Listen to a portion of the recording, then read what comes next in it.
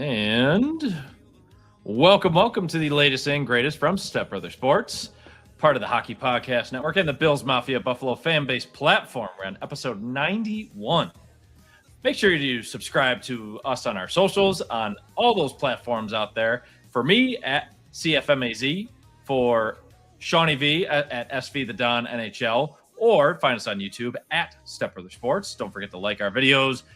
Give them same with the pods, of course. Give them a rating, give a 5-star review, and all those other things you can do to help us with engagement. So, folks, Buffalo Bills training camp is in full swing. Only a few days remain for the Bills while they're at St. John Fisher. And the return of the Blue and Red scrimmage at the new Highmark Stadium will be taking place this weekend. So, huge unveiling for the team coming up. Preseason games also right around the corner. If you're somebody that's really jonesing for it, the Hall of Fame game also tomorrow night as well. Buffalo Sabres and the NHL continue to remain in cottage season. So all quiet on that front still for the NHL. You see Tage Thompson and Zach Benson making a few podcast appearances here and there. But with that, though, tonight's guest is someone we're very excited to have on. It's not often you could bring on a filmmaker and author, especially one based out of the Western New York area.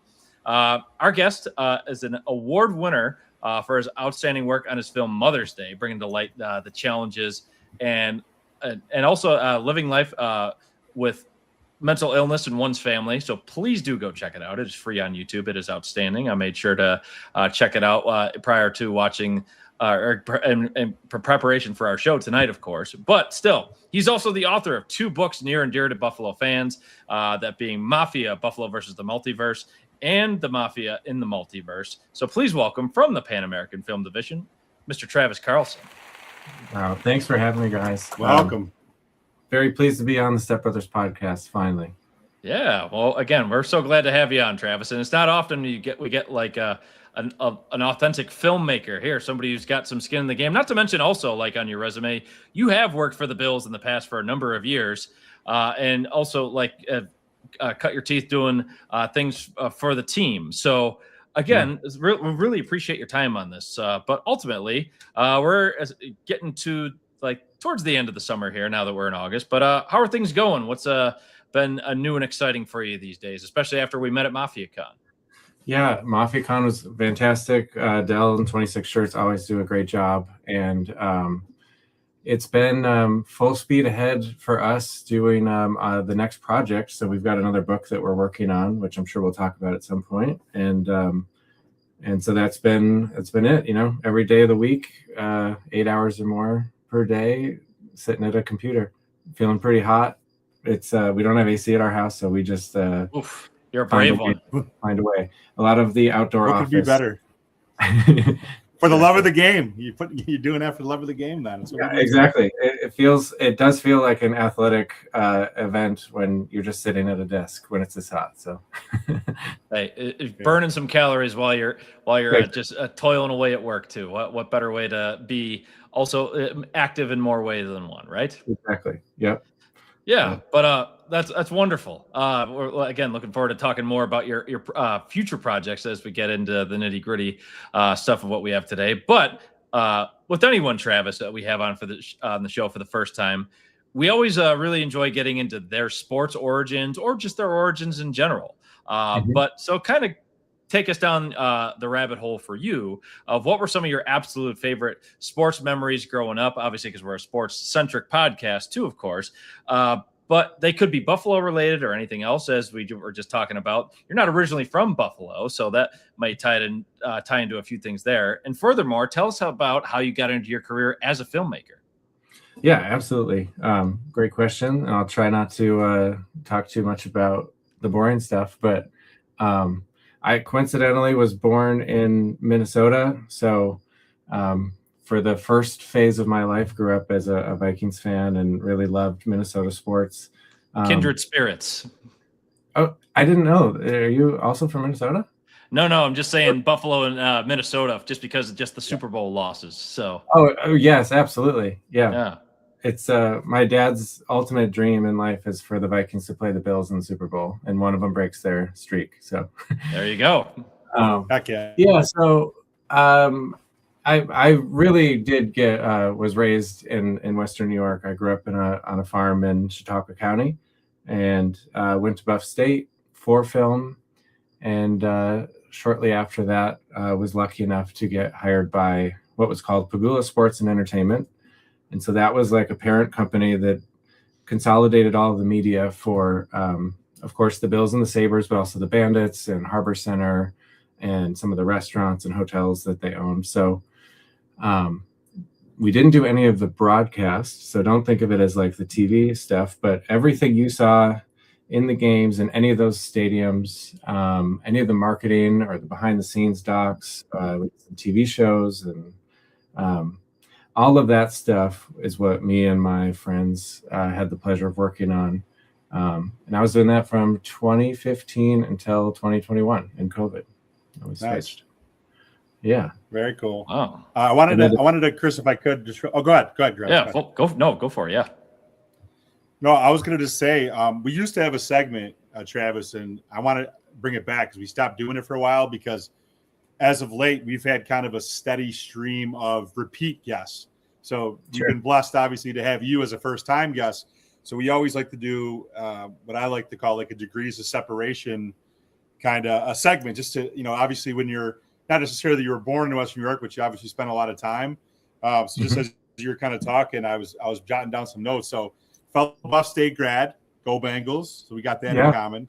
Also, as you were talking about what you were doing with Pagula Sports Entertainment, I was actually thinking of two things.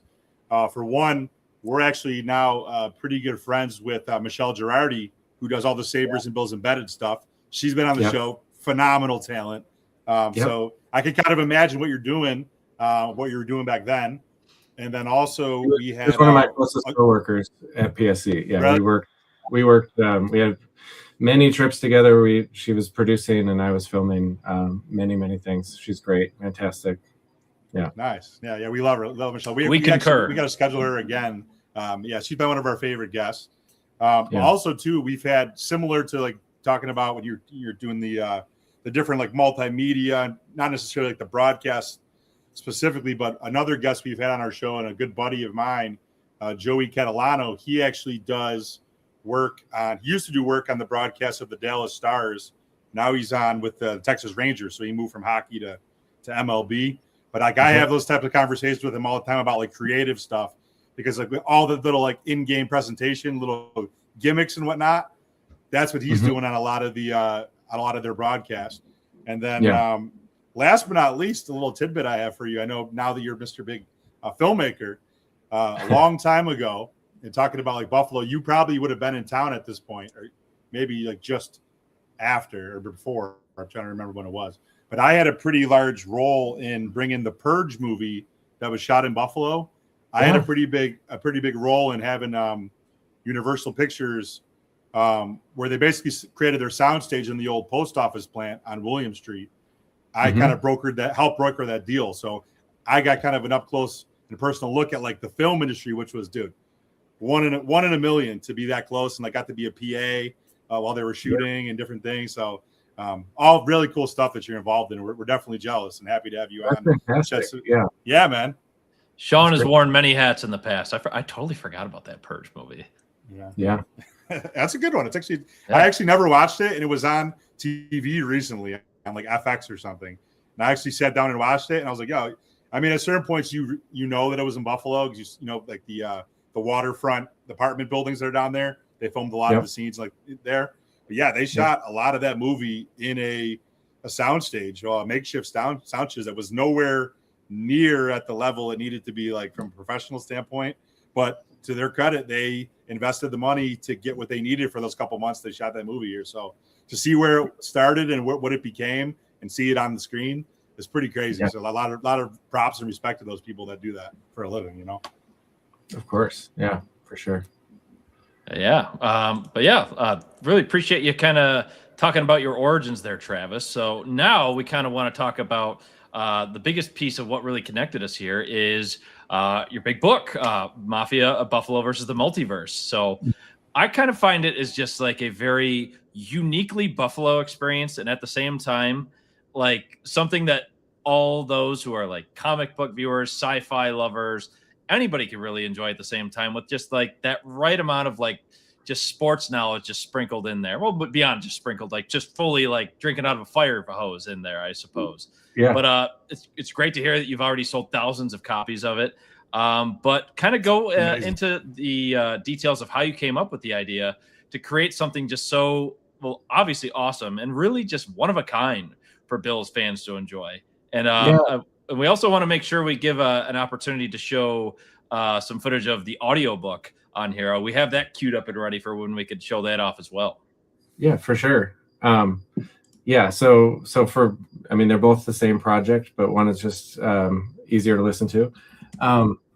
The origins of that story, we had done, as you mentioned, Chris, we did like a very serious mental health feature film that was great and important, and I'm really proud of it, and I'm proud of how people were impacted by it. And if anyone is interested in that subject, it is free on YouTube. Just search Mother's Day or Pan Am Films, and you can watch it anytime.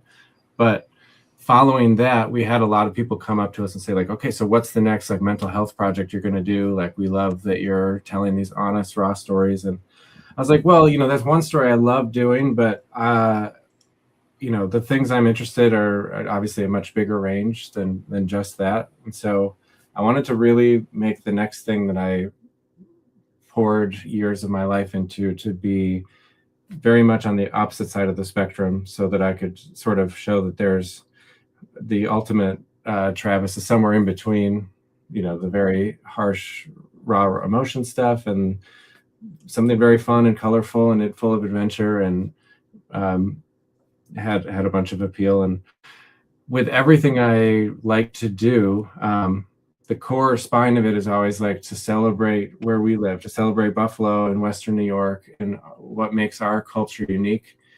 And I do that because like it means a lot to me.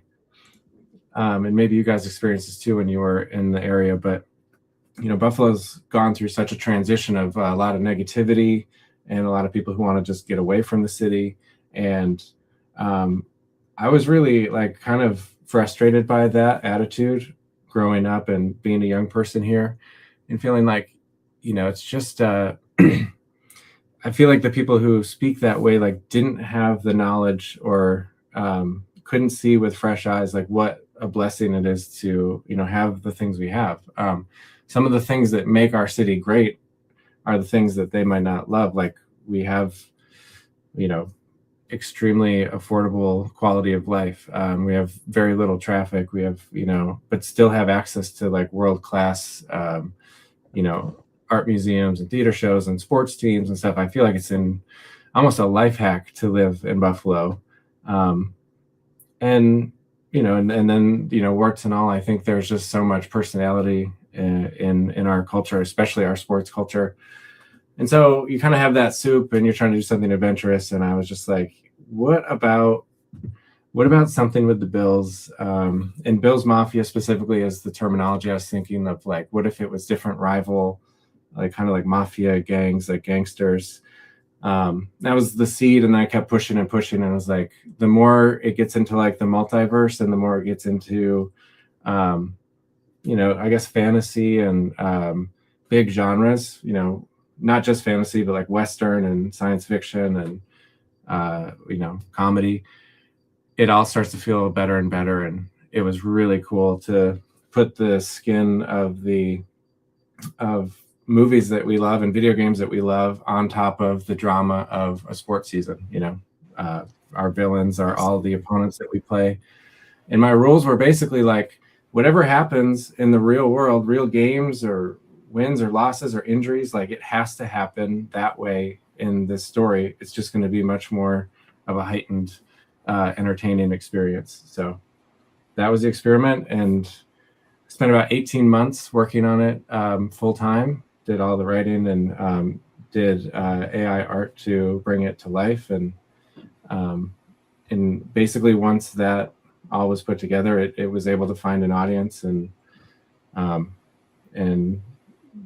yeah, we did pretty well. We sold 7,000 copies so far and got incredible feedback. And it makes me very grateful that hopefully some people did connect with that message of like feeling like our city is reflected in a way that makes them feel proud and special.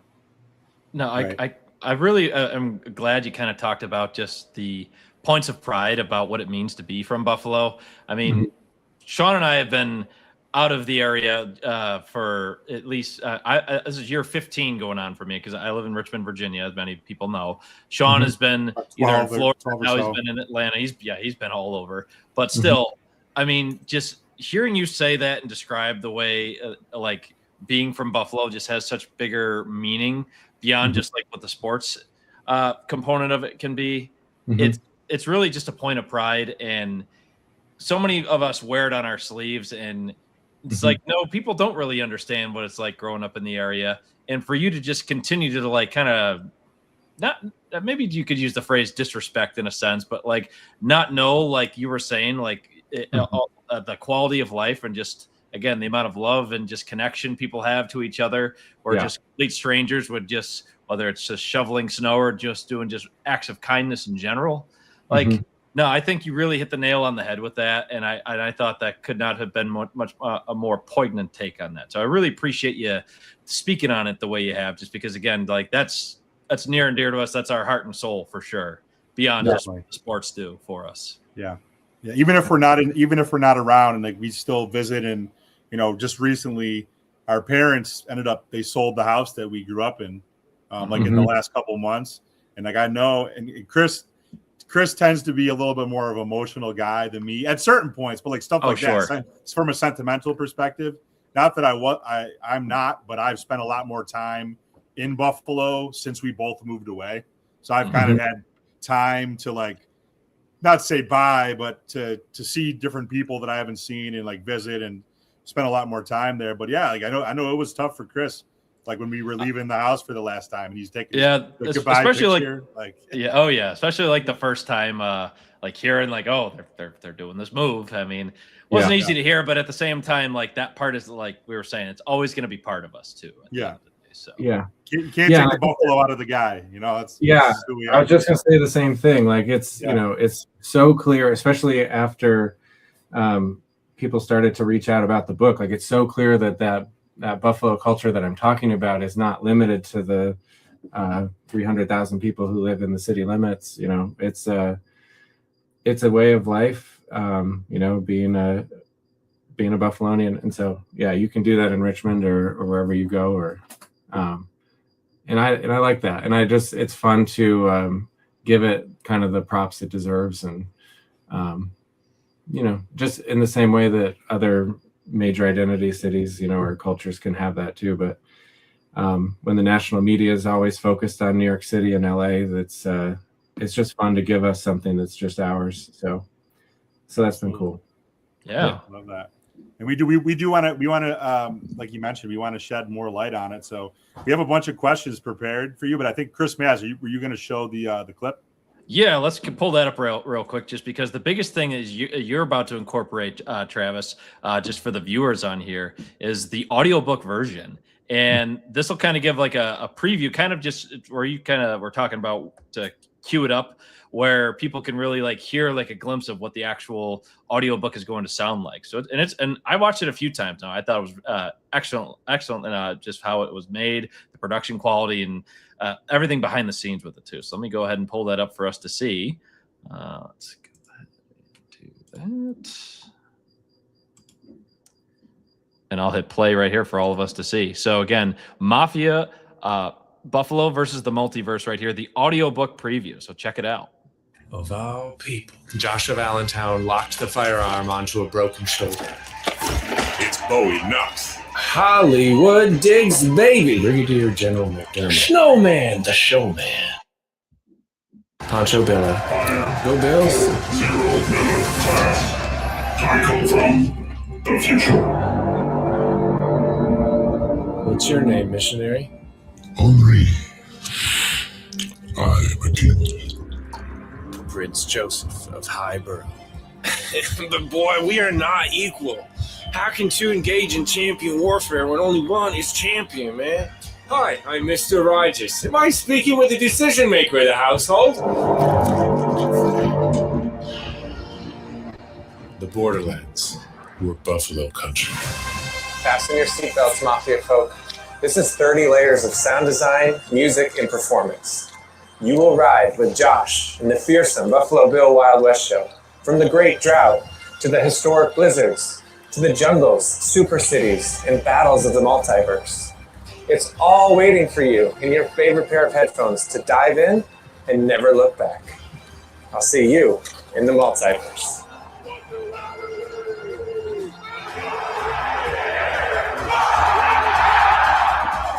Mafia. Buffalo versus the multiverse. So good. So again, that was so cool. So again, job well done on that, Travis. Again, I want to make sure you get the shine on there as well, because even just hearing like Patrick Mahomes is like Kermit the Frog like voice on there. That was a nice little chef's kiss touch right there. Yeah, I never knew I'd have to figure one of those out. That's the hardest voice I think I had to do for the whole 12-hour podcast or audiobook. Yeah, but either way, now is the audiobook version of that out now? Like, can people purchase it like right away, or is it? Yeah, absolutely. I mean, actually, don't even bother purchasing it. It's in a phase now where it is being rolled out for free. So there you go. It's about halfway through, but you can jump in obviously at any time. It's on YouTube or anywhere you get your podcasts. So just search the title of the book, as we've said, Mafia Buffalo versus the Multiverse, or through our website. But yeah, you can listen to almost all of it already. We're just counting down the weeks till kickoff and releasing one every week prior to that. So we're getting close, as we are getting closer to the season. So it's all there for you. It's free. No commitments or anything. Just jump in. And I did it because the book is out there, and I think a lot of people just enjoy it as like a gift or looking at the pictures, and I'm totally cool with that. But I wanted to make it easier and less friction for people if they do prefer to listen or just want to really see what that story's all about. It's there for you. Sometimes you want a little entertainment with your sports flavor, so absolutely, that's an option. Yeah, well, hey, many different mediums to enjoy it on, folks. So again, Buffalo versus the Multiverse. So we want to talk obviously a little bit more about that too, just because there's just an immense amount of content. Sean, you fire away. I know you had some good. Yeah, I mean, Chris and I, we had some. We want to talk some Bills with you too, actual like on the field. But I mean, we can't have you on here and not talk about the multiverse. So, as every Bills fans, they're watching these regular season games for multiple months and then into the playoffs. God willing, we're there again this year. But somehow you looked at the football season and saw an entire cinematic universe. Obviously, with your background and what you've been doing as a career. But if there is one, what was the exact moment where you might have said, like, this just isn't a book anymore, this is a multiverse? Question one. And then question two, one thing that stood out to me is that, it just isn't fan fiction, but you build actual like lore, like you have the different places besides like the Bill stuff, but what's involved with the Great Drought and Arrowhead Rock and some of these different civilizations build around like the Bills' history, both past and present. So how much planning went into creating those different worlds before you ever even wrote like the first chapter? Yeah, it's a really interesting process question, because one thing that's kind of insane is like when I started writing this, I was releasing them in real time with the season. So the game would happen, 3 days would go by, it's a Sunday game, and usually by Tuesday or Wednesday, I would try to have the episode written like as a post. And that was extremely difficult to keep up with because I'm sure. it's I know how long, brother. I know how long it takes me to edit this episode. Audio. It takes me a day and a half. So that was incredible, and you don't know until you try. Right. But so to answer your question though, I was just like writing in real time, and I didn't have a ton of time to pre-plan. So just like the reader, when you're basically wherever you are in the book or the audiobook, I also don't know how the season's going to wrap up. Is this going to be a Super Bowl year? Is this going to be a quick exit year? the drama with Diggs, which ends up happening at the end of that season, and the Hamlin injury happens that season, as well as two, our worst blizzards of history. The deadliest blizzard we've ever had in Buffalo happened. So, plus May 14th, it was an incredibly difficult, complicated, and dramatic year. And so in some ways I was lucky to have just jumped into the pool during such an iconic season, but I had no idea what I was getting into.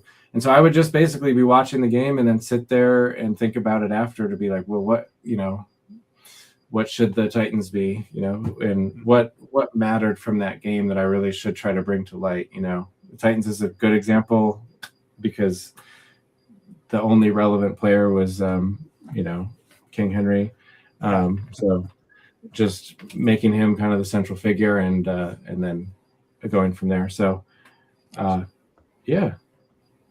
was all on the fly. You mentioned, I mean, quite impressive if that is the case on there, especially if it's just like week by week segments on there. Yeah. It was. And then as time started to stretch, I, was so far behind that I was taking bigger bites, looking back. I'm like, okay, well, this 3-game stretch, what do I want to take out of that 3 games as opposed to all of it? But it's interesting too. And like, I don't want to like change the order too much, but just to talk on that, as we've alluded to, I'm working on a Sabres book, and nice.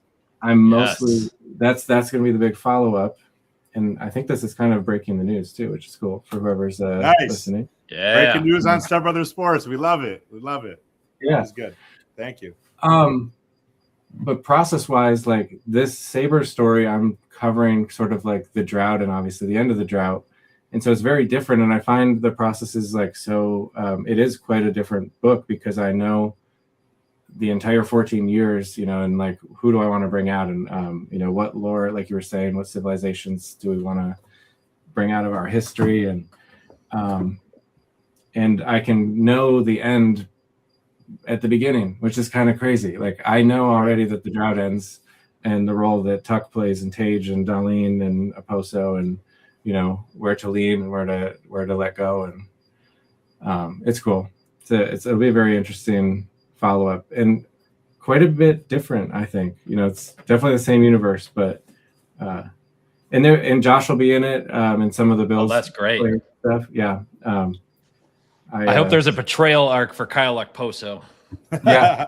I know, it's so tough. I mean, he's like beloved, but it hurts so much when they leave. I was telling Chris a little offline, like how I am so invested in the team from like story arc and storyline points of view as much as I am, what's best for the X's and O's. Of course, I want us to do well first, but I am also like a bleeding heart for like the story choice of like, please don't trade this player. Like they're so entertaining or be helpful for me to have them in it longer.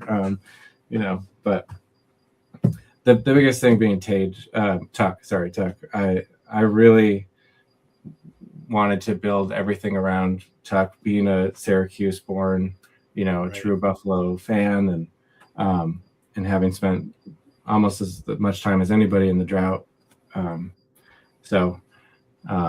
I still like, one thing that always frustrated me about working for the Bills and Sabres is as soon as someone gets traded, they wipe them from, speaking of the purge, like it's all is gone. Right. Like with the Men in Black flash, and we're supposed to forget that, Marcus Foligno was ever on the team, and you're like, right. He's beloved. Everybody loves him, or whatever. And you got to go through this period until they're welcomed back as like an alumni figure and all that. But I think one of the biggest examples of that was the year of like all the trades for Eichel, Reinhart, Ristolainen. There was like this is like, all the guys on draft day, and very right in front of you, there's no Jack Eichel, there's no Sam Reinhart, no Rasmus Ristolainen. Some very key missing years you have on there. Exactly. I know, and I was so anyways, I'm honoring, the whole picture, from in people who change and stuff. So I kind of like that. I guess what I'm trying to say is like I like that when I'm doing it for myself with my own rules, like I don't have to do what serves the narratives of toe the company line. Yeah, exactly. Yeah. I can be like, yeah, Jack Eichel's in it, and he's a villain because of how I feel. Perfect. Because not everybody will view him that way, but I think a good majority would. I think so. So yeah, but definitely more on the Sabres later. But thank you for giving us a perspective on that, because that is definitely something I wanted to really highlight on as well. But yeah, more on Buffalo versus the Multiverse here. Sure. Got a couple of quick rapid fire ones for you, because I mean, you could do so much with just like the personas and characters, of course, on here. Basically, like just a few, like right off the top of your head, just after now having completed this project. So first off, it's just based on this, like out of all the Bills players on that you've been able to like produce here and illustrate and give like a perspective on, which Bills player do you think would secretly make the best supervillain on this? Supervillain, yes, like kind of like doing a heel turn of sorts. Okay, well, I mean, Diggs does play that role very well. That's true. In the story. So from being, the super best friend of everybody to then he does the heel turn. And so we get to watch that happen. From the current team, I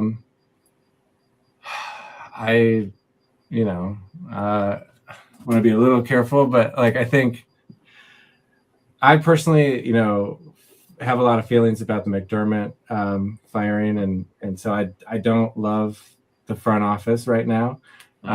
Okay.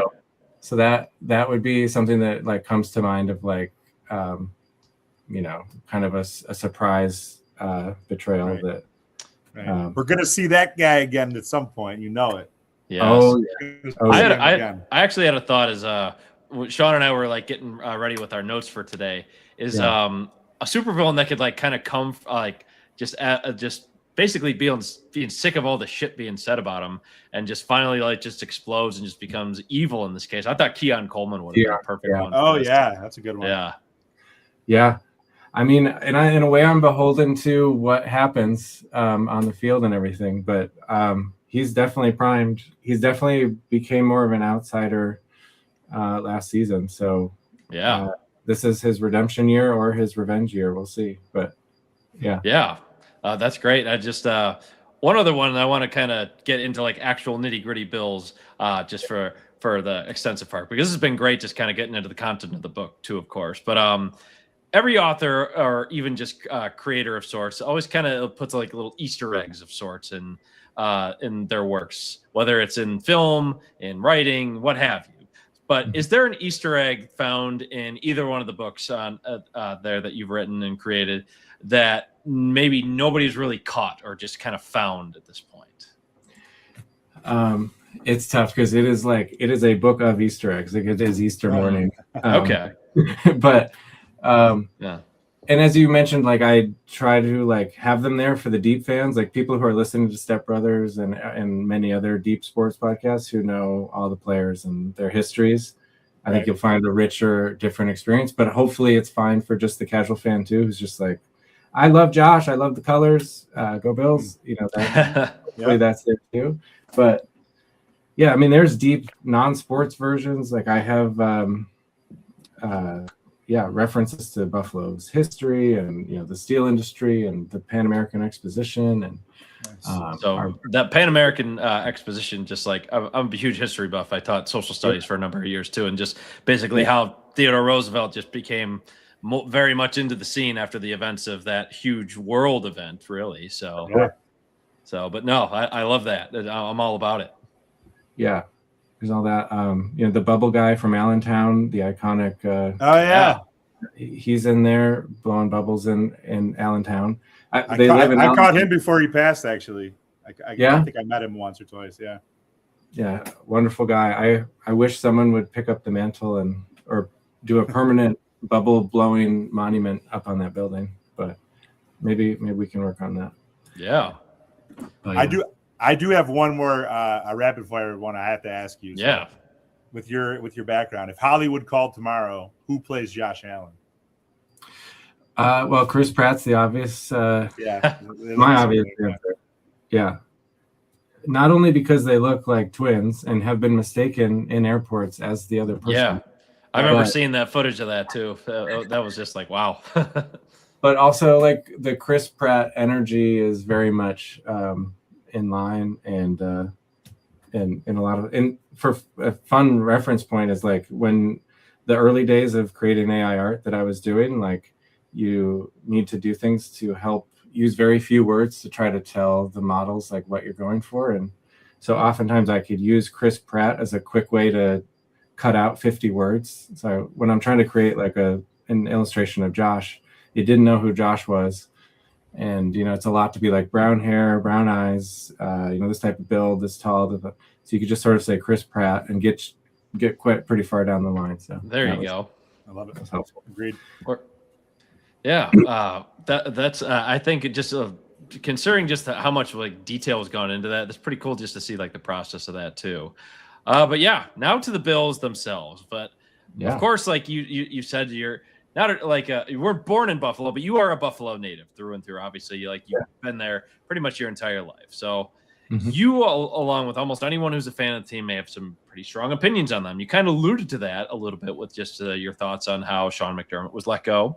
But kind of go into now more just like the sports side of things on this for the Bills. After the big changes they really endured this offseason, Sean McDermott getting let go, Joe Brady getting promoted, Brandon Beane getting this big promotion as well. Some of the departures, all these players that were on the previous team still pretty much unsigned almost anywhere you go.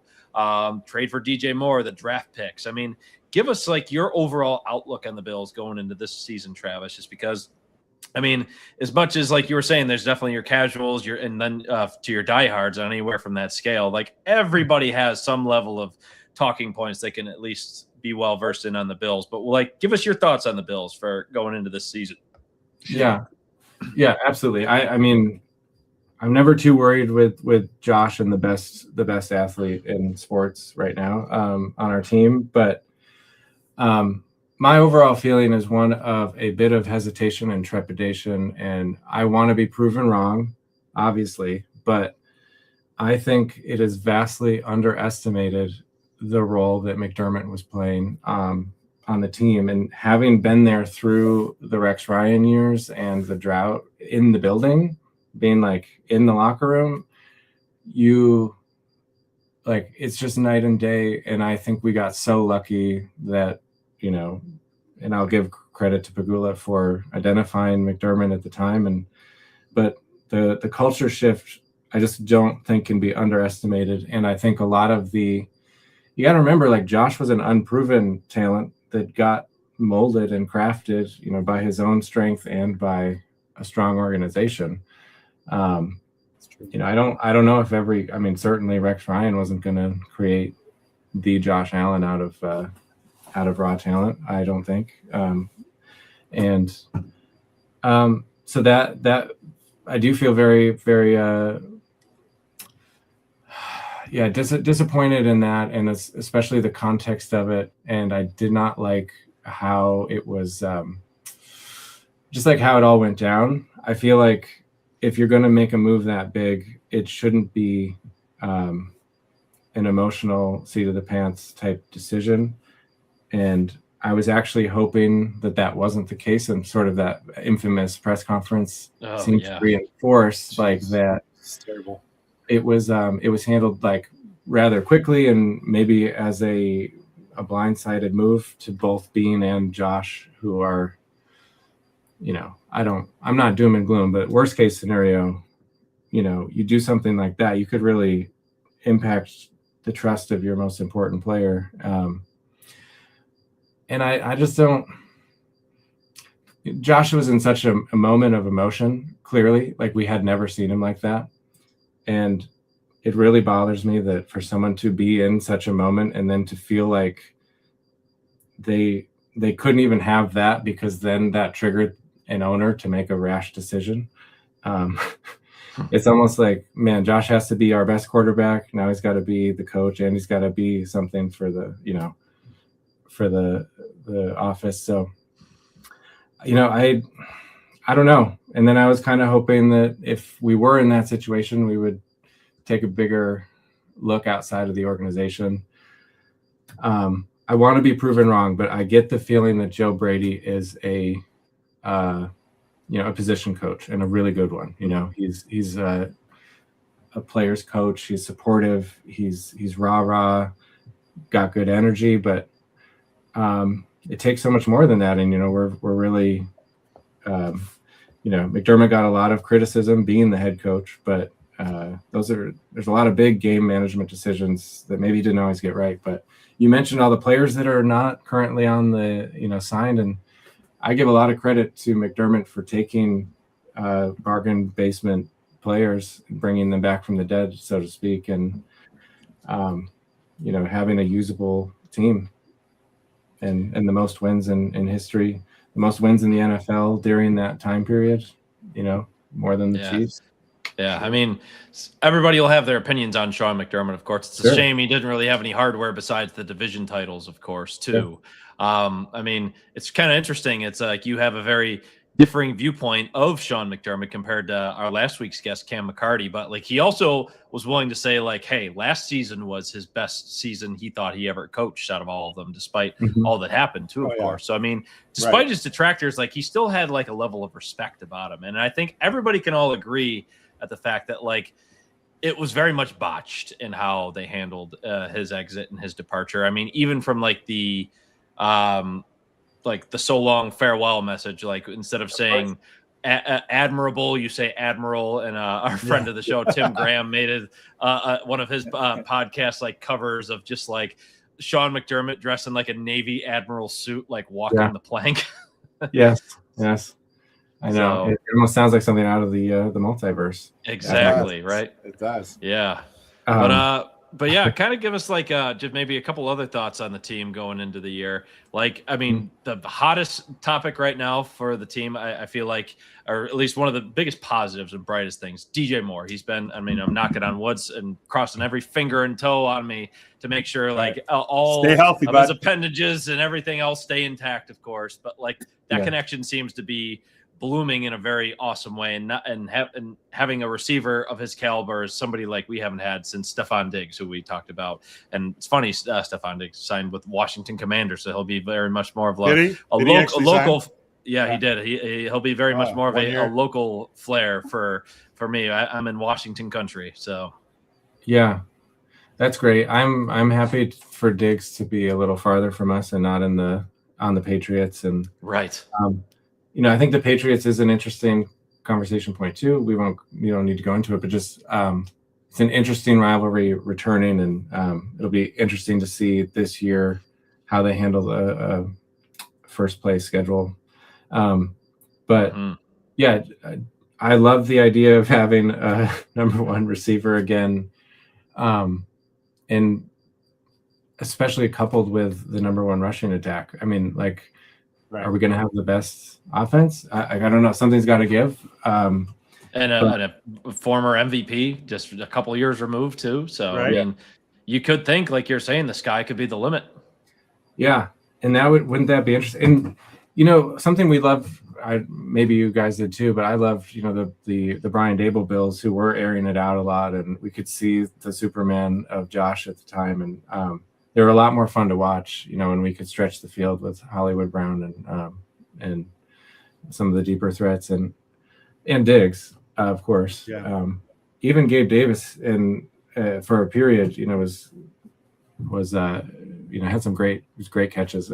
But so I'm thrilled that we have a new weapon, and there will be injuries somewhere, but in the past, our depth was pretty good, and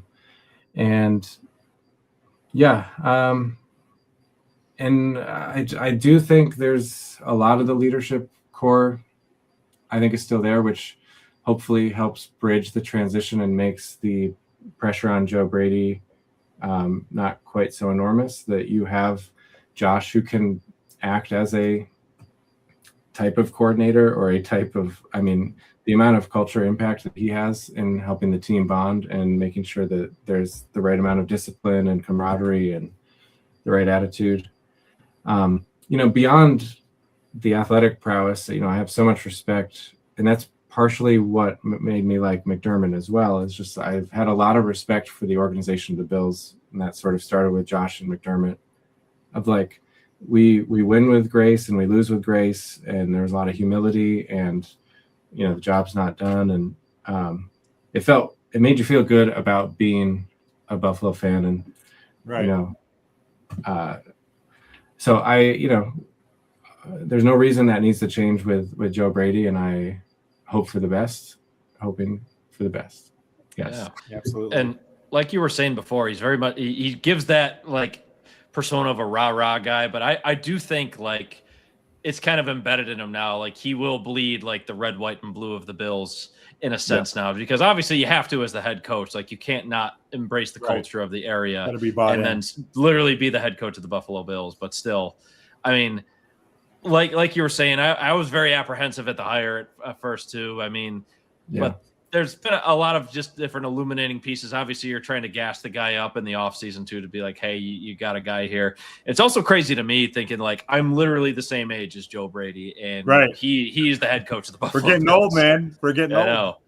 So it's just kind of just crazy just thinking like that's like a reality in the world we're living in too. And like even just like the closest in age of Allen and Joe Brady, just because they're only like a few years apart themselves, like that could be like a big brother relationship more than like a father-son dynamic of what he had with, say, Sean McDermott. Yeah. But still, I mean, at the very least, like I think we're all in agreement here. Like they're probably at the bare minimum going to the playoffs. I mean, last year they were a wild card team just because of the way the Patriots were able to win the division last year. I mean, I think it's going to be quite a bit more close, of course, too. I mean, just it will come down, I think, to the wire because the Patriots, I think, will still be great despite their first place schedule. I mean, they're going to have pretty much just as challenging of a ordeal as the Bills do. I mean, I think the Patriots are starting off right away against the Seahawks, the Super Bowl rematch. So that was a little house of horrors for them, especially in the Super Bowl. I mean, Bills starting right away with Houston, the same vibe, another house of horrors, except we can't win in Houston. I think the last one was since like 2004 or 2006 or something outrageous like that. Wow. Yeah. So, but needless to say, a lot of hope on the horizon. I do think, like you were saying before, like the offense can really and hopefully bloom under Brady again. Like on paper, if you just see like offensive-minded head coach, young, all these boxes that he's checking, but then all of a sudden you see the name Joe Brady. It's just like gives you that hesitation, but I like maybe an outside observer, maybe not necessarily being in like the Western New York or Bills content creation like echo chamber of sorts. Like others may think otherwise of him, just because he may have very well coached the Las Vegas Raiders and had like look at the sparkling new head coach Joe Brady we have. I mean, they did go with Clint Kubiak, of course, still kind of the same ilk, just because he's also younger, offensive whiz of sorts. But still, it'll be very interesting to see, just like within the first month of just how Brady does. Yeah. Were you guys interested in Kubiak? Go ahead. Were you guys interested in Kubiak as an option?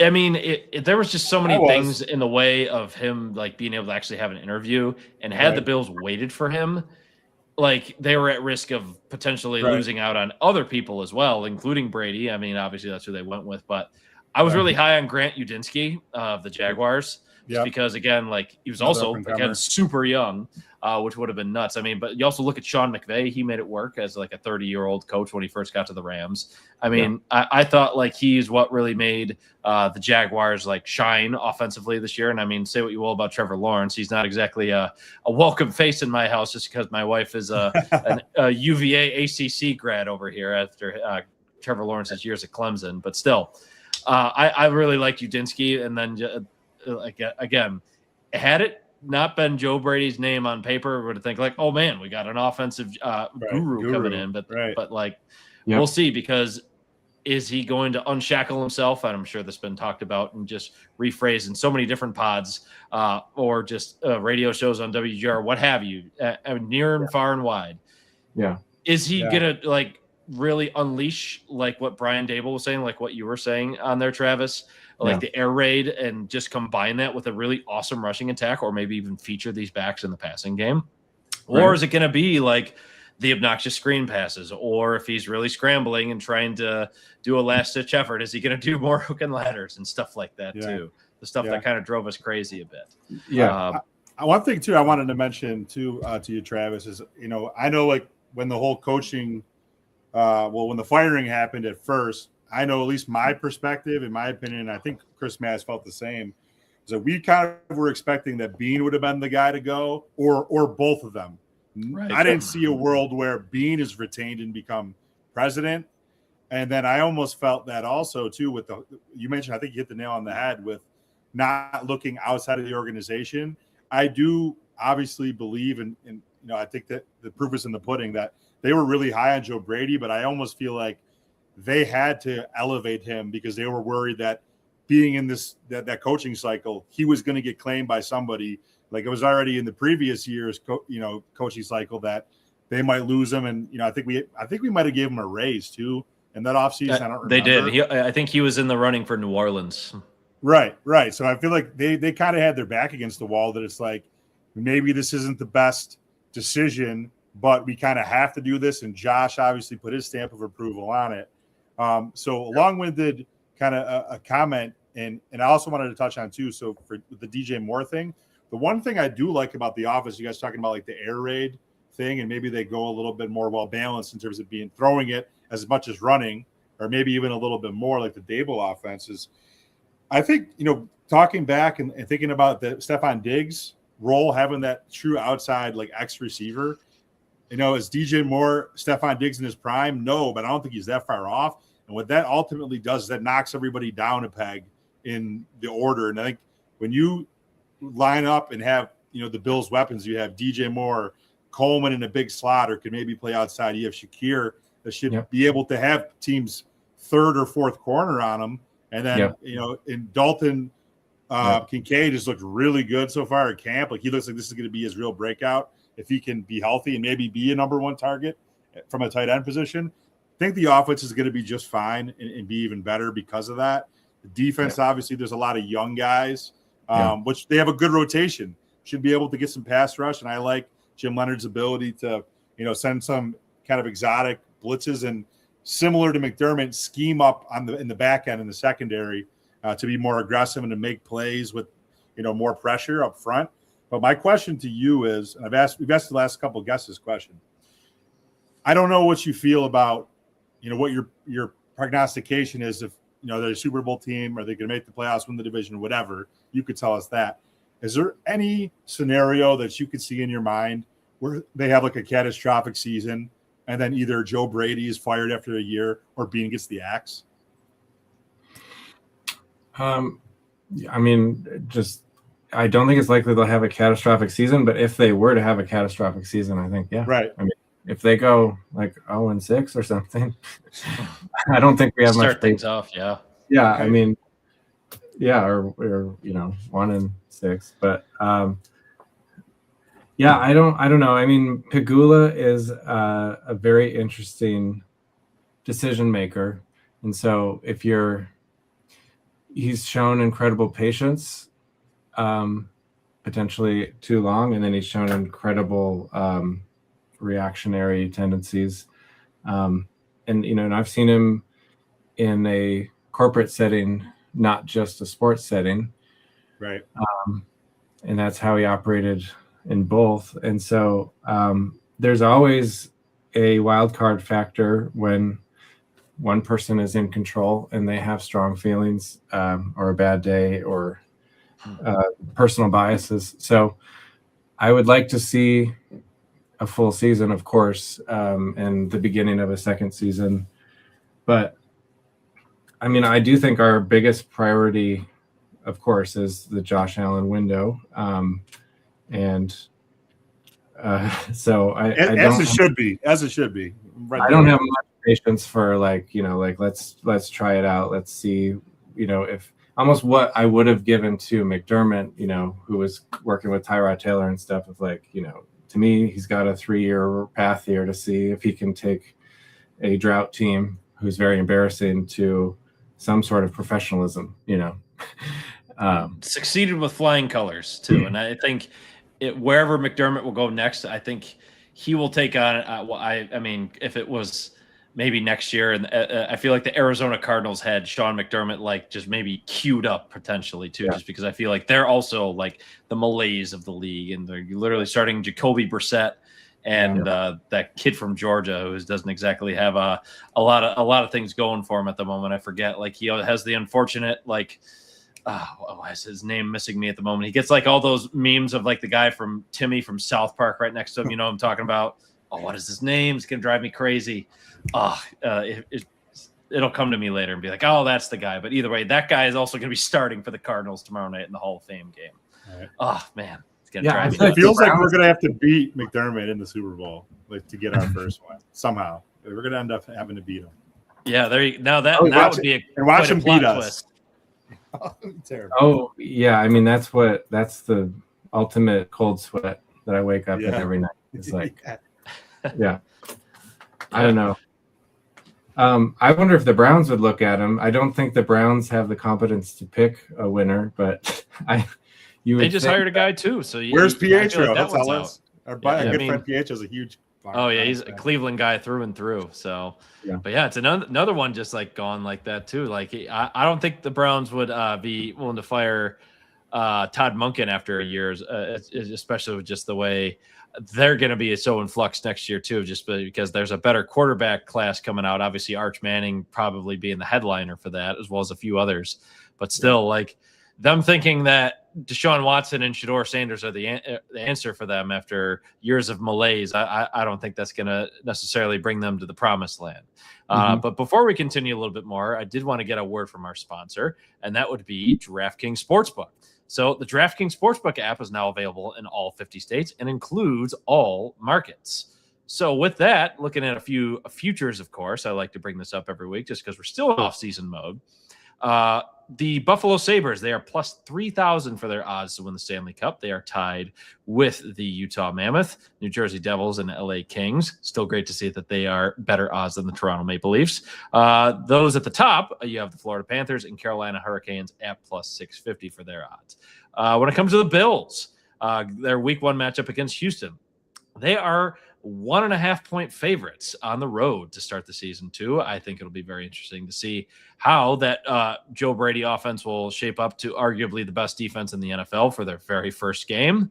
I mean, and again, like we already alluded to, that was a little bit of a house of horrors these last few times that the Bills have gone to Houston too. So whether it was that playoff matchup, Josh Allen's very first time he went there, he got his elbow injury. And the last couple just not exactly going the Bills' way, despite some close matchups, of course.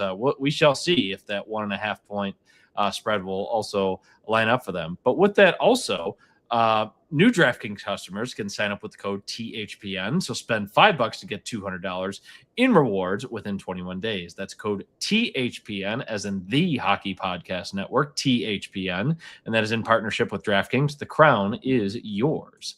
So with that also, I got a couple questions coming in through here as well, or just some question prompts from us. Feel free to chime in, folks, if you have not only questions for Travis, or if you have some over-under wins maybe you could project out for the team going into this year. So then you got some people saying hammer the over. I love that also. But still, Travis. 10.5 is light. Yeah. How are we doing on time, by the way? You good for a little bit more? I'm good, yeah. All right, and then Joey Hatch chiming in. Dawkins had such a shit game. Yes, and that was one a lot of people were thinking. Now. Like, he lost a bunch of weight. He'll be. Was he concussed potentially, where he just kind of stopped dead in his tracks and then just watched the guy maul Josh Allen afterward? So yeah, very alarming to see how that played out. And then the following week, he was out against the Steelers. But yeah, Travis, how are we doing on time? I'm good. Whatever you guys want. All right, yeah. So let's transition a bit more to the Sabres because you've obviously talked about a little bit for how much Alex Tuck meant to the team this past season, but the team themselves, the Sabres, had some much needed success. Yeah. And this past offseason was obviously another kind of like offseason full of change, especially with some big name players coming out with Tuck himself, Bowen Byram. But this ultimately, like the season they just had, reignited truly like the region's love for the team once again. Yeah. I mean, tell us your thoughts again, just kind of shifting right from the Bills to the Sabres, and what you think their outlook will be after they give us a banner-raising season. Because that game one, the home opener, or rather game two, of course, when they play Chicago, and Patrick Kane, maybe he could be a villain in the upcoming Sabres book. He'll be there for that banner raising for the Atlantic Division Championship from last year. But kind of give us your thoughts on the Sabres, and then we could talk a little bit more about your next project. Yeah, Sabres just blew us away. I mean, what a roller coaster. I mean, I don't need to tell. Also, breaking news on the Step Brothers podcast. Sabres went from worst to first, and it made everybody exuberant. It was just so fun. And in the energy, specifically like the downtown energy, it really makes me wish, the Bill Stadium could also share some of that. But it's the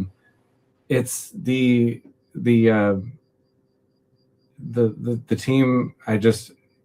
I'll back up a little bit too and say, like, when I worked for the team, we were in the dark days of the drought, and the biggest accomplishments we would have would be some decently long. I think we got to 10-game win streak as well, but much longer losing streaks. And and it was just such a weird, invisible time to kind of be working and to have everything you do be negative. When you're an employee, and just a word of wisdom to all of us who get frustrated and take out our energies against the social media teams and stuff, it's just so hard to exist for everybody. And they talk a lot about, and maybe I'm over talking about winning and losing culture, because like when you're in the organizations, you can really feel that existing. And when you are holding a microphone in front of the players every night, it's you can feel that, and it's a tough thing to break. And that's why I'm just so impressed that they were. It seems almost impossible that they could do that same group of players could just turn on a dime. That fabled dinner in Calgary, where it seems like the leadership core was just told, basically, stop blaming other people for your problems and ask yourself what you should be doing better. How can I, or ask your buddies, how can I be better? And a good lesson for all of us, and how much you can get your life in order in a weekend if you just have that talk once and believe it. So it's just incredible to know like what we had in the tank. So that's really cool. It's a inspiring story. The energy was fantastic. I went to the first Montreal game at home. I don't remember if that was game 1 or game 3. Yeah, it would have been game 1. That was the only home game against Montreal they won. Yeah, and we won, and it was the most electric atmosphere. So we feel you on that, because we were at game 1 against Boston, where things were looking dire until those last 10 minutes. Game. Yep, and what an explosion at the end of all that pent up.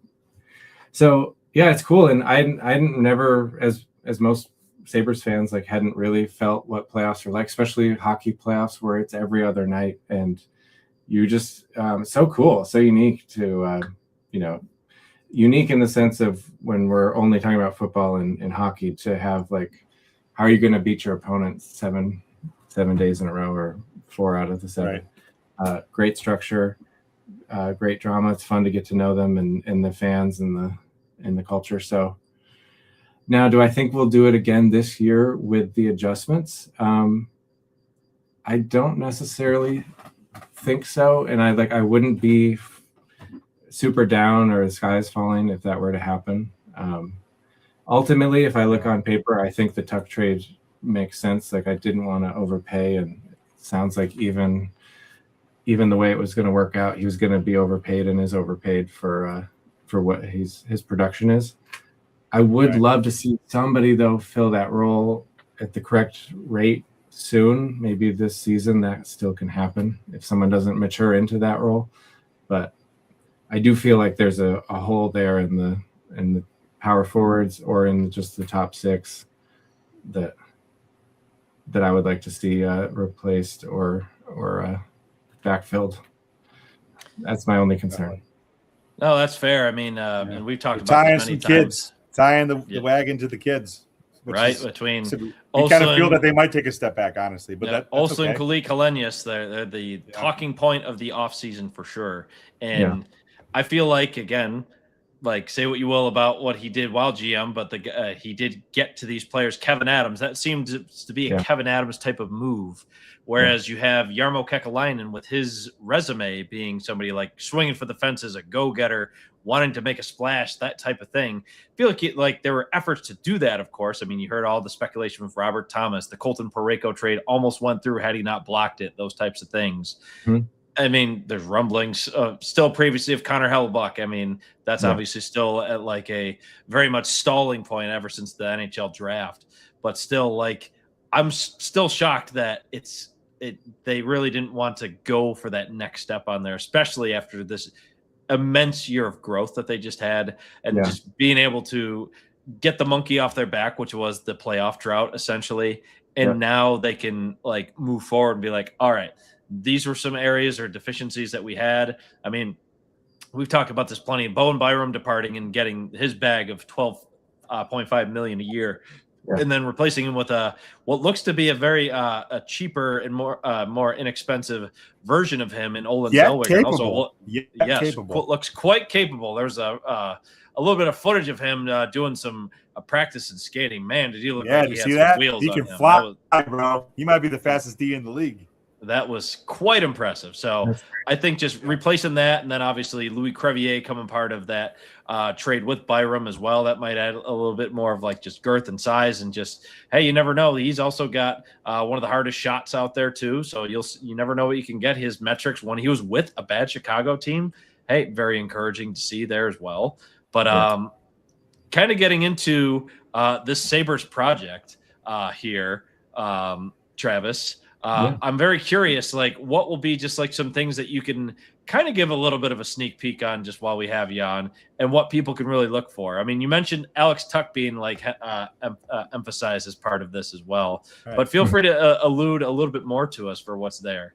And also, too, let us know, if you can, how big of a character Zach Benson would be in a project like this. Yeah, I got a great plan for Zach. I'm sure you do. If you, I don't know if you picked up on it, but Darlene, he lived with Darlene, and there was one time, I think it was during the playoffs or locker room cleanout, where he's just like, he's so weird, like Benson's so weird, and I don't know, that just triggered a whole line of how this kind of a strange character is gonna show up. And this, so the Bills book was me just sort of like understanding what the multiverse was, and I a few things is the Sabres book in general.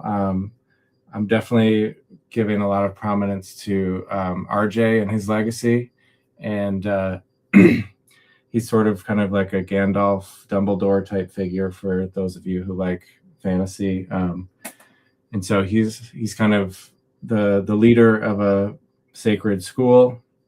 And so one thing that a lot of, like, nobody probably knows, but Tuck and Josh Allen were born in the same month, the same year. So they're like the same class. Oh, wow. Okay.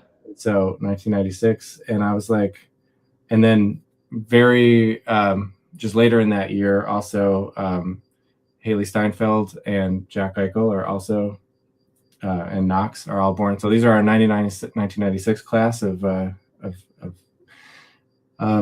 young people. And I'm like, okay, I don't know. So I think one of the things that will be a part of the story is like they're like this group kind of being raised together of who will end up becoming like villains and stars. And, you know, Jack becomes the chosen, you know, savior of the Sabres in maybe a moment when Tuck thought he could have been.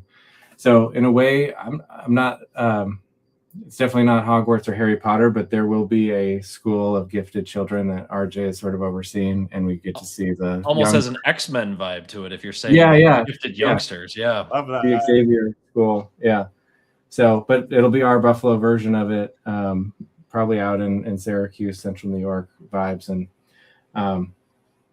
plus getting to interact with, like, you know, Josh and Haley as young people and all that, and so and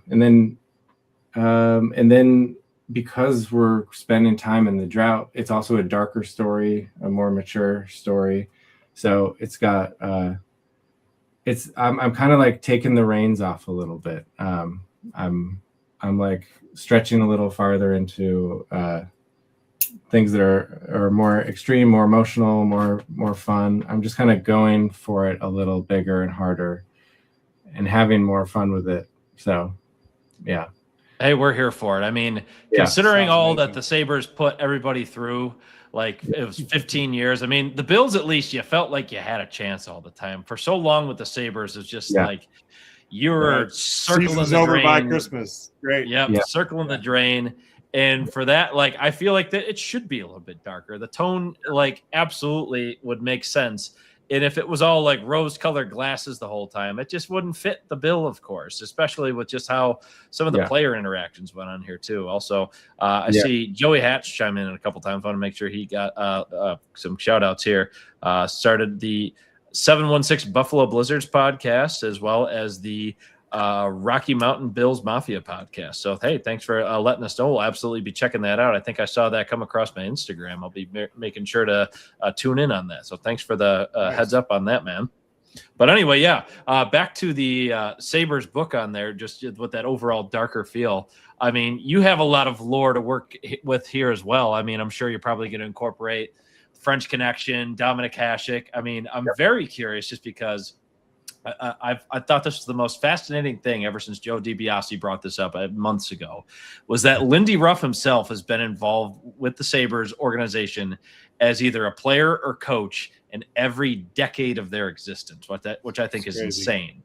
I feel like I'm fully anticipating he's going to have a prominent role in there. Absolutely. Yeah. So the vibe of the Sabres, so the Bills were very much a Wild West gang in a very small town, and the Sabres are up in the mountains. The Sabertooth Mountains is the setting, and their culture vibe is a bit more like samurai Himalaya type like mountain men of like the Far East. And I'm wondering what the samurai thing you're saying, if you're going to have a little nod to Taro Tsujimoto here. Absolutely. Mount Tsujimoto is their main place. Heck yeah. All right.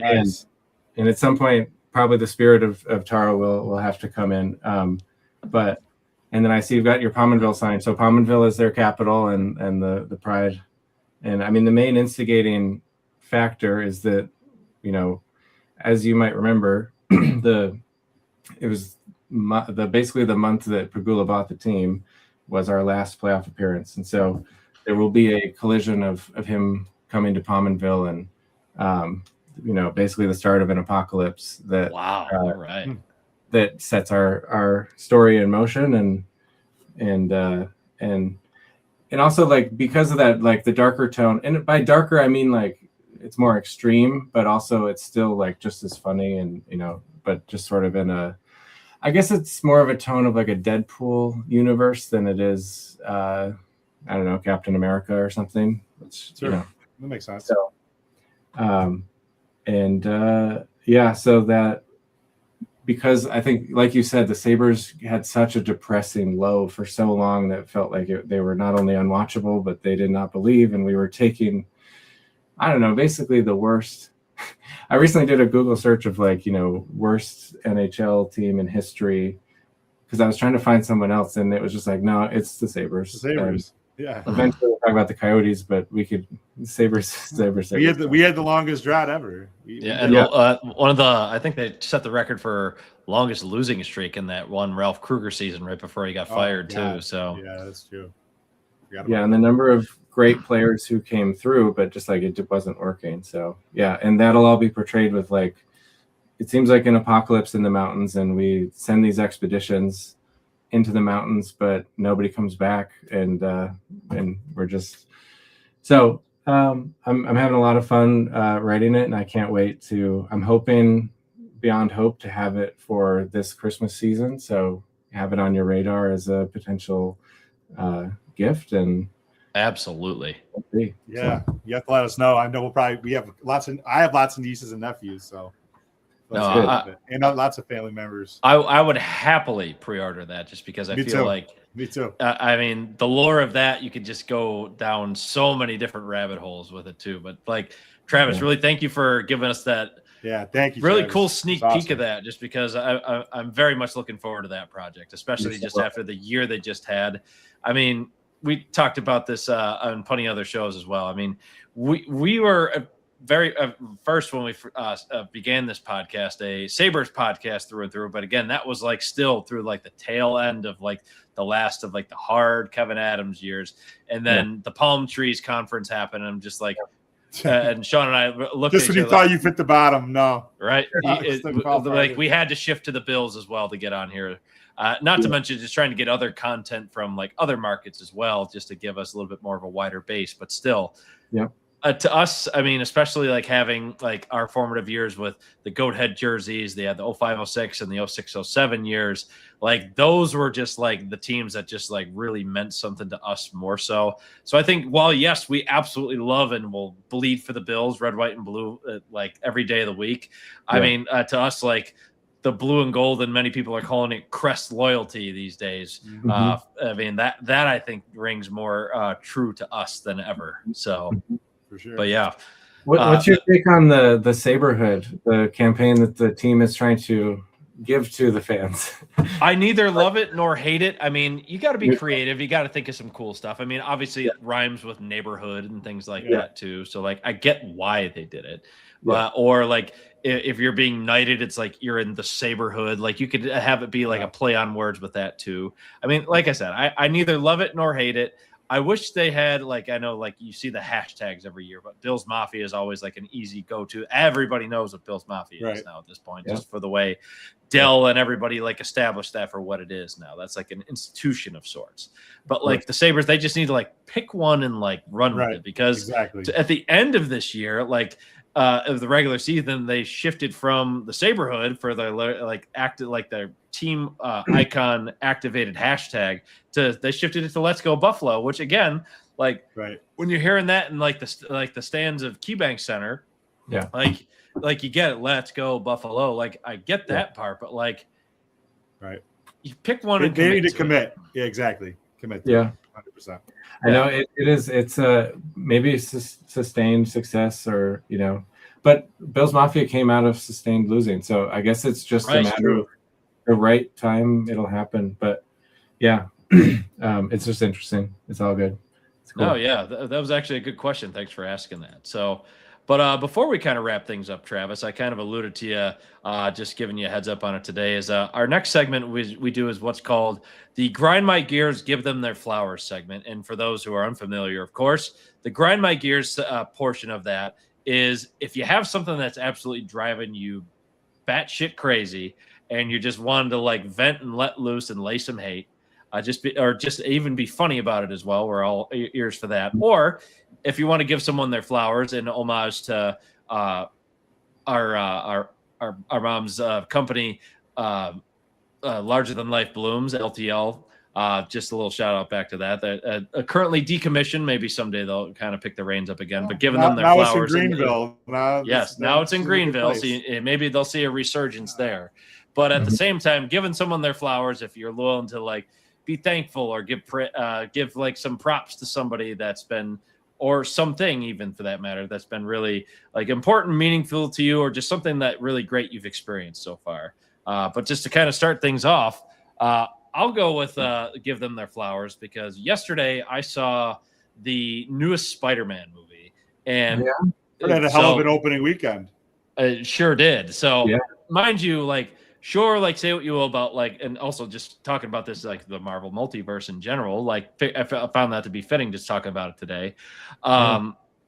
Spider-Man was never like growing up like my go-to favorite. I was always like a more grittier, like I like Batman, like the Dark Knight era stuff. I like Wolverine because he had a very dark, tragic past. I mean, I liked stories like The Punisher. But then seeing like this version of Tom Holland as Spider-Man, I thought was really outstanding. And just like how he himself is now, like you're seeing this portrayed on in film, and just how he deals with it. And I think it just gives him so much more depth as a character instead of like just this wisecracking, like a superhero like your friendly neighborhood Spider-Man like persona, of course, but still, I thought it was an outstanding movie, easily one of the best Marvel films that they've had in years. And obviously, like, I'm not going to give a particular person a shout out on there, but to those who made Spider-Man Brand New Day, like, hey, props to you, because that really made me like enjoy the character on a whole deeper level. So you recommend it? Absolutely, yes. I mean, again, Spider-Man was never like my absolute favorite growing up. Like, I enjoyed the movies, especially like the Tobey Maguire era ones, or just like getting a few comics here and there. Peter is your favorite. Oh yeah, yeah. Bonesaw is ready. Bonesaw is ready. Yes, but still, very much enjoyed Brand New Day. And if you haven't seen it, and if you're a Marvel fan of any kind, or just like, again, bringing like the multiverse part of this, because that's going to be the big thing for when Doctor Doom comes in the next Avengers movie. I'm sure that'll be prominently portrayed on there too, especially if you see the final after credits scene for what may also come too. So that'll be what I want to give some flowers to this week. Very nice. You want to go, Travis? I got some if you want to go last. Jeff, either feel free to have something that's grinding your gears or give some flowers. I'm good, but yeah, I'm ready. I'll fire away. Mine's also a movie, so maybe it's an easy. Nice. But and I'll be specific. So, everyone's loving the Odyssey, and I think it's amazing as well. Christopher Nolan's career can give flowers to that, but specifically, if you've seen it at this point, I wanted to give an extra love to, and I have to look up his name to pronounce it correctly, but John Leguizamo. Oh yeah, yeah. Actor. My light went out a little bit, but that's okay. So he plays the blind servant partner guy, and I just thought his performance sort of like really drew me in, and I thought he really knocked it out of the park in a way that maybe my expectations wouldn't be there for such a small supporting role. So love that, and I'll also segue to give flowers to just this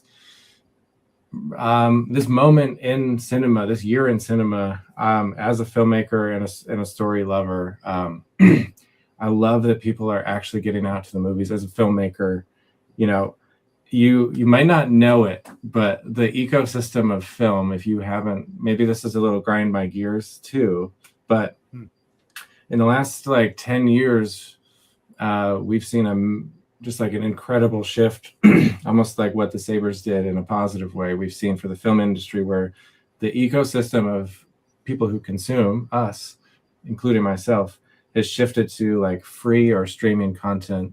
And that has radically changed what can be made and who gets to create stories, and specifically to get paid for creating it.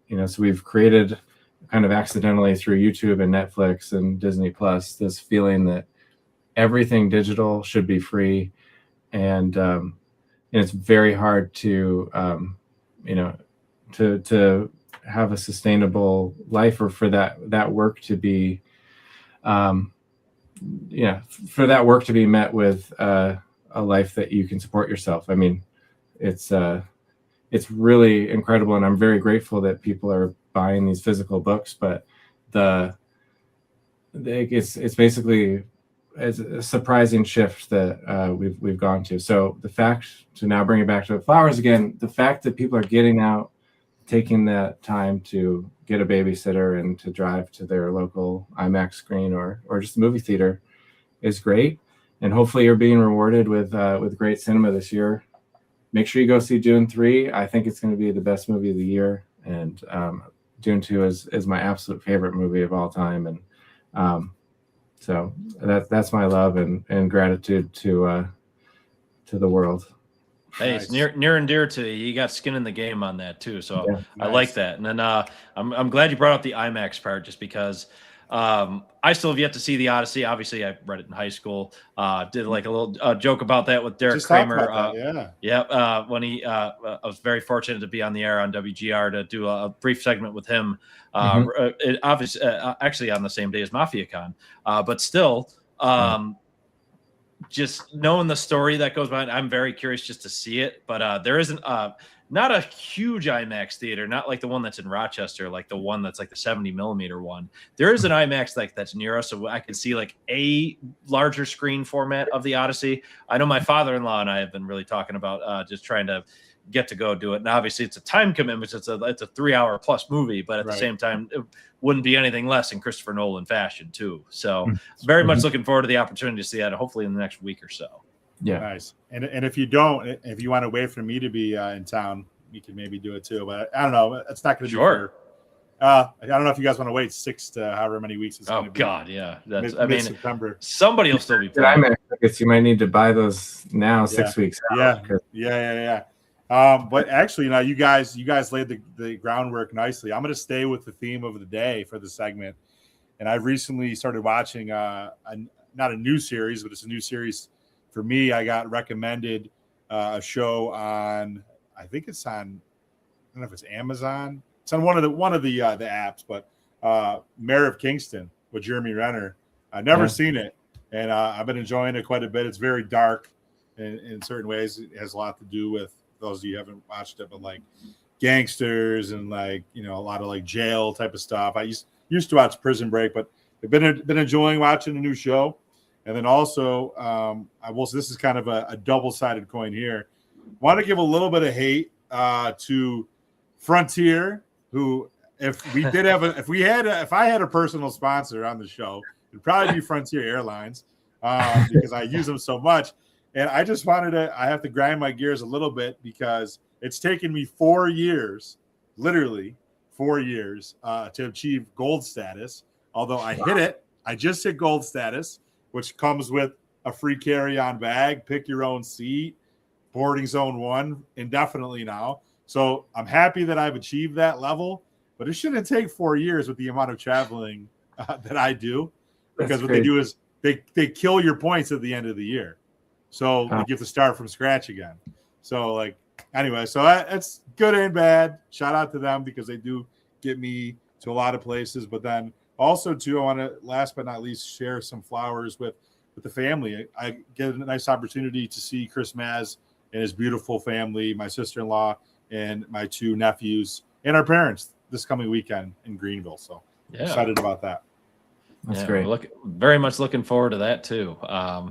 But with that, Travis, again, really want to thank you for your time on this and for joining us. Thank you, Travis. Really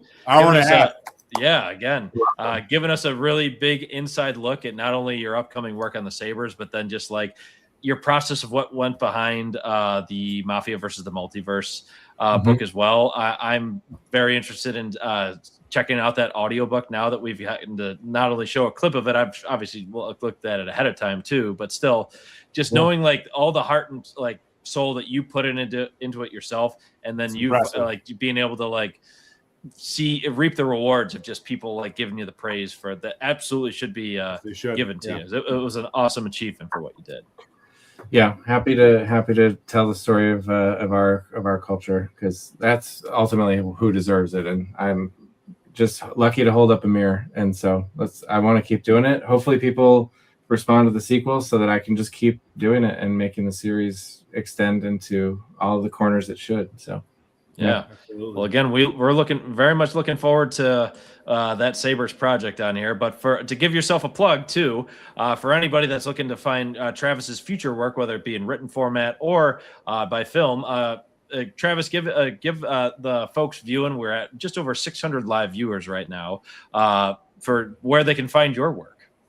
So Pan Am Films is the hub for everything. So Pan is PAN, Am like America, and or you can just search Travis Carlson and it should come up. But that has everything, and 90% of it is free. So we also have some really cool merchandise that has really soft shirts. If you're looking to get any swagger that's not just your typical, stuff, a little bit more artsy or a little bit more on the edge for some reason.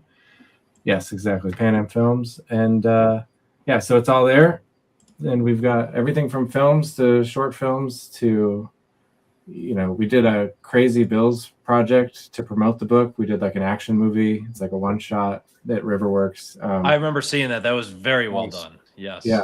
If nobody's seen that yet, that's fun, I think, as well. It's well worth the 3 minutes it takes to zip around. So,